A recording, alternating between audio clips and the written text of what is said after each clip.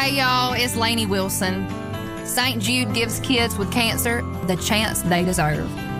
Families never receive a bill from St. Jude for treatment, travel, housing, or food. But we can't help these kids without you. This holiday, help St. Jude find more cures for more children.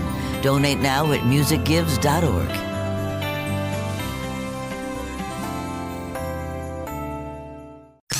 You're listening to the best of the Morning X, dropping back into the interview from a few moments ago. This is the original 99X. We're hanging out with Mike Myers down on the end. Someone have a question? Yeah, hi Mike, this is Donald. Hi Donald. About a month ago you were on David Letterman. Mm-hmm, yes. And you told us... This is true. Yes. Good. You told a story that your brother had set you up with a lunch date with your number one fan in Quebec. No, it was in Toronto. In Toronto. Yes, the lady. What was the story? Well, what happened was my brother, about 3 years ago, and my brother's very, very cool, and it was for charity, and set up this lunch. He said, Mike, I hope you don't mind, eh? But like, you're the first prize in this raffle at work, eh? And it's, win lunch with Mike Myers. And I'm thinking that and $2 will get you on the subway. But anyways, right. And so I hope you don't mind. And I go, oh, is it already done? Oh, yeah. We had the contest already. And I'm going, okay, I'm coming up to Toronto. You'll tell me when I have this lunch. Well, 2 years go by. And he doesn't call me. And out of the blue, he calls me up and goes, yeah, Mike, yeah. Well, you know the lady who won?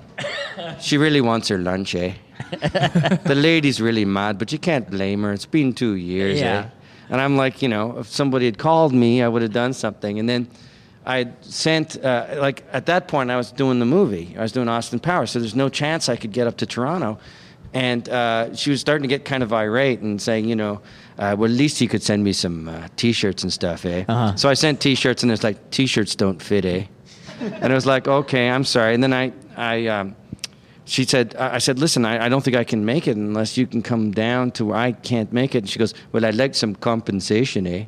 And so it's like, okay. So we sent her like dinner for two, this American Express thing. And it's one of those things. You could kind of see Austin Powers brewing in the back of your head. I mean, if you go back over like a lot of your Saturday Night Live stuff, even the Simon stuff, I mean, you could kind of see traces of Austin for years. I mean, this thing was bound to happen. Well, my parents were born in Liverpool, and they came to Canada in 1956. So for the first 5 years of my life, I thought I was related to the Beatles.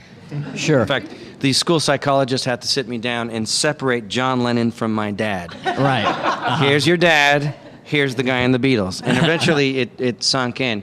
How often do you keep in contact with Dana Carvey? Well, it's hard, because he has kids now. He's in his kids phase. Right. I'm still in my dog phase. You guys ever hang out and chat on the phone? Oh. What's going on, guy? A lot. But it's hard to sort of say, okay, I'm going to meet you on Saturday because he has to get a babysitter and stuff. But I saw him at a reunion of sorts, which was a tribute to Lauren, and that was a blast. And I saw him at New Year's at Phil Hartman's house, which, Dana's just hilarious. So we had a blast. I'd love to see him more, but everybody... He's right here, Mike. We have him right here. Come on. Bring out Dana Carvey, this is your life. He's hilarious. He's a really good hang. He's as funny in life as he is on stage, which a lot of comedians aren't. Yeah. Question? Hi, Mike. I'm Hello. Robin. Hi, Robin. I had a question for you about what Sherry was talking about with where you got the inspiration for Sprockets and like the kid who banged his head on the monkey bars and all the different characters that you came up with. Well, I mean, Linda Richmond was your mother-in-law, but what about the others? Oh, okay. Sprockets was a waiter in Toronto named Dieter, who was an exchange student from Germany. He came over to Toronto for half a summer, and he worked at my favorite bar in Toronto, and he would literally come up and say, all right, what is your order? Okay, I was thinking of getting a salad. Your order has become tiresome. And then his favorite song would come on and go, I'm going to dance. And then he would dance. And then after a while we got to know him, and it would be sort of things like, today's specials are interesting, but before I tell you them, I want to tell you that you are a silly bitch. Interesting. I'll have the hot dog. At what point did he use it? Would you like to touch my monkey? Where that's well, he was in a thing. He was an artist that was into textures, so he would have this box with a hole in it, and so it'd be feel inside. And it would be like ping pong balls, and he goes, isn't it exquisite? And then other days it would be like tacks, and then it was like a monkey. There was a monkey inside there, and he was saying, put your hand out. It's a live animal. It's a carnivore. Touch him. Touch the monkey. So he had this box of textures that you didn't know what it was, and then he would videotape you saying how it felt, and that was his installation. We're Planet Hollywood. We're going to take a break. We'll be right back with Mike Myers. More of this interview you don't want to miss is back in minutes on the best of the morning X 99X. Welcome to Next Row. I'm your host, Vernon Davis. Okay, y'all, thank you. That's enough.